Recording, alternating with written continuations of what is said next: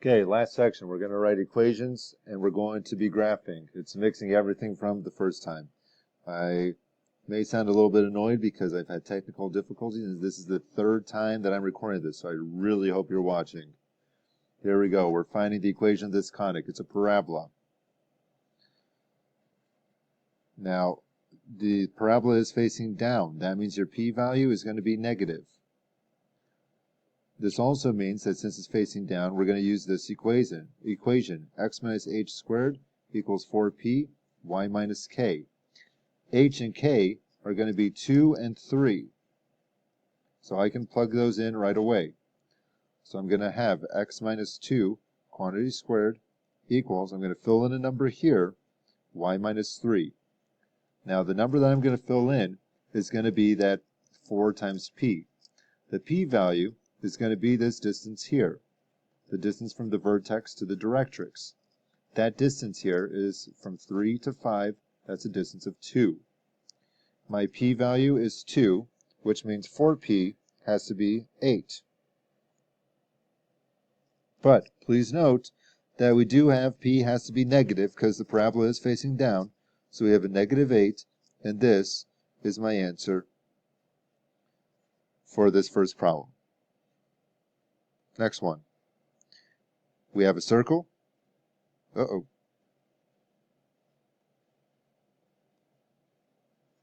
the equation of the circle is x minus h quantity squared plus y minus k quantity squared equals r squared.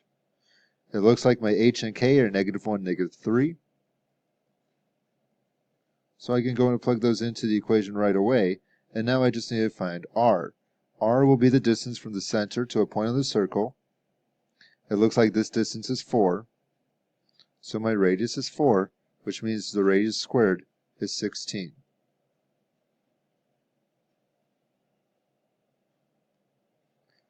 This is an ellipse. The equation for an ellipse is always going to be x minus h quantity squared plus y minus k quantity squared equals 1. There's a denominator, and one of those denominators is going to be a squared, and one of those denominators is going to be b squared. It switches depending on which value goes first, which value is bigger. Now, let's find our center first. You can find it by drawing the major and minor axes. They intersect at 2, -3. So my center here is at 2, -3. That means I can go in and write part of my equation.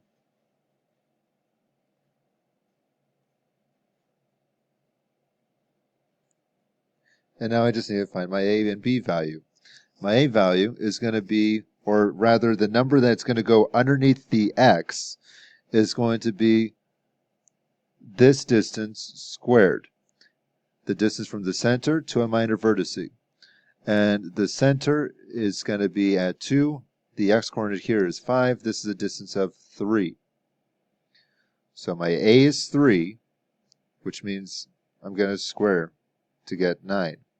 Now I did say my a is 3. That's incorrect. The value underneath the x is going to be 3, and I'll square that. For the b value, the b value is going to be the for the value that's going underneath the y, it's going to be the distance from the center to a major vertex. It looks like I'm going from -3 to 2, which is about 5 units.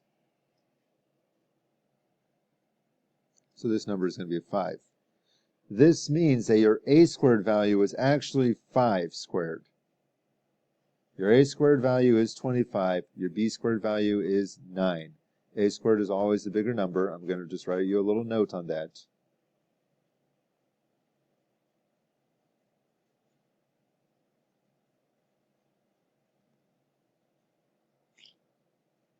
Now, for the context of this problem, it really doesn't matter because the question isn't asking it. But since I misspoke twice, I wanted to clear that for the record. There's your answer. Hyperbolas. This is definitely hyperbola. It's a vertical one, which means the equation is going to be y first, and a squared always goes with the y, I'm sorry, a squared is always going to be under the first fraction. X minus h quantity squared over b squared. It's always equal to 1. My center is going to be the midpoint if I connect these two vertices. The center looks like it's going to be at -3, 1. So I can write part of my equation. I'm going to have y minus 1 quantity squared. And I'm sorry, this is a big mistake that I have. The equation of an ellipse should have a minus sign. So I'll put this in red because Mr. Lakin was wrong. Let me finish up here. I have an x, and then I have a plus 3 quantity squared, still equal to 1. Now I still need to find the a and the b values. The distance from the center to the vertex here is going to be a distance of, it looks like it's from 1 to 4, that's a distance of 3. That means my a value here is going to be 3. So I'll do 3 squared. Another reason I know that this is a is because it's a vertical distance, and that's going with my y direction. The horizontal distance is going to be a little bit trickier, so I'll do this part in purple. For hyperbolas, a squared plus b squared equals c squared. I have a squared, that's 9. That's from the 3 squared. I need to find b squared, though, because I need to fill in this part of the denominator. Now my c squared, believe it or not, I actually have. That's the distance from the center to the focus. How long is this distance? This distance is going to be 4. So c is equal to 4, which means c squared is equal to 16. B squared is equal to 7, if I solve for b squared. My final equation, writing it cleanly, is going to be y minus 1 quantity squared over 9 minus x plus 3 quantity squared over 7 equals 1. This is halfway done through the problems. I'm going to keep going. You try these on your own. Please make sure that the y squared here is negative on your paper. You're going to graph them. Pause the video, resume when you're ready to see the answer.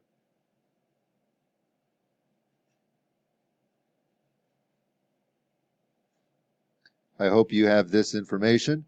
You should have a circle. The center is 5, 3. So if I go 5 and I go up 3, and the radius is 3, which means I'm going to go over 3, up 3. I'm going to go to the left 3. Let's see, 1, 2, 3. I'm going to go down 3. I'll connect all those points. And there's my first graph. Hopefully you did pretty well with that. And let's go to the next one. It looks like a parabola. That's your hint. Pause the video now, resume when you're ready to see all the work.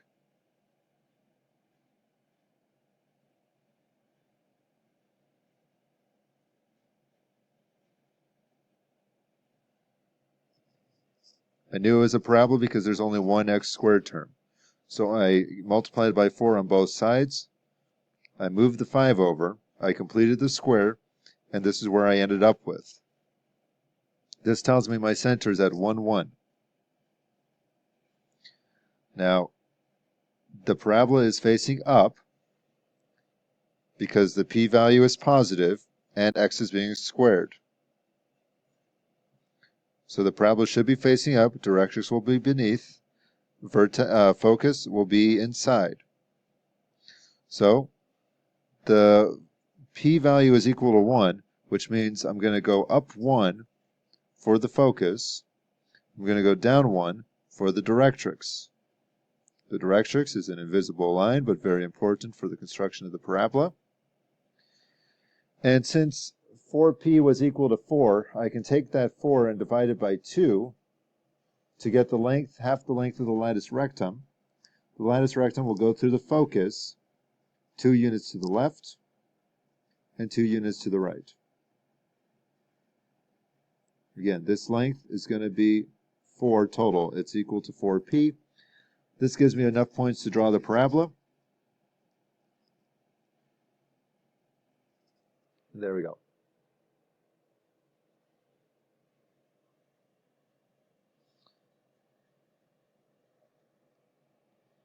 I believe this is your second to last one. Again, pause the video. Try to complete the square, do all that stuff. I believe it's going to be a hyperbola.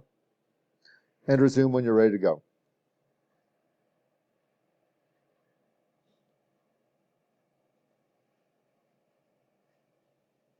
Let's see how you did.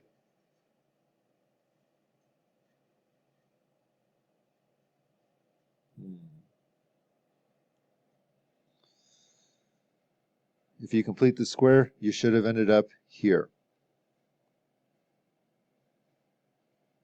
You can pause the video, check the work, or fill in what you didn't get. Next, the center is going to be 2, -3. That means your point, your center, is going to be down here. Since x comes first, we know the hyperbola is going to be opening up to the sides. So to find the major vertex, I got to go one to the right and one to the left.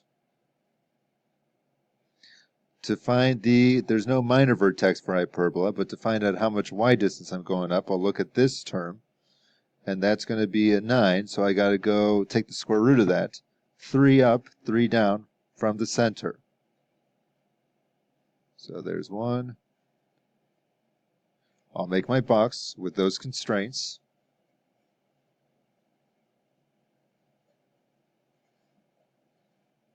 And I can go and draw in my asymptotes, connecting the diagonals of the box. Again, I know my parabola is opening up on this side, which means that I should get this picture.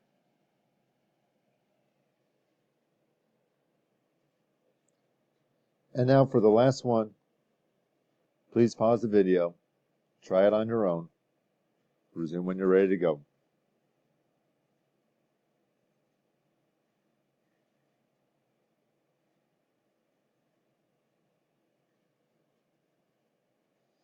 Okay, I hope you're able to get this. Now, there is a tricky part here, and the tricky part is the divided by 9/4. If you got 9, you should have gotten a 1 for sure in the denominator for the x term. But if you divide the 9 here, you got 4 9s. But again, this coefficient for the y squared should be a 1. So I divided by 4. I divided by 9, and I divided by 4, which is why I got that 9/4 term. That 9/4 coefficient. Let's go and graph and see what we end up getting. My center is going to be at 2, -1. My x value, I'm going to go 1 over to the right, 1 over to the left. And I'll do that in a different color here. And now we'll look at the 9/4 value. And the 9/4 value is going to be equal to a squared, because that is the bigger number out of these two. And if I take the square root, I get 3 over 2 is equal to a. So that means I need to go up 3 over 2 from 1, so I'll be at 0.5. And I'll go down 3 over 2, which means I'm going to be at about -2.5. It's a small ellipse, but it's a mighty one.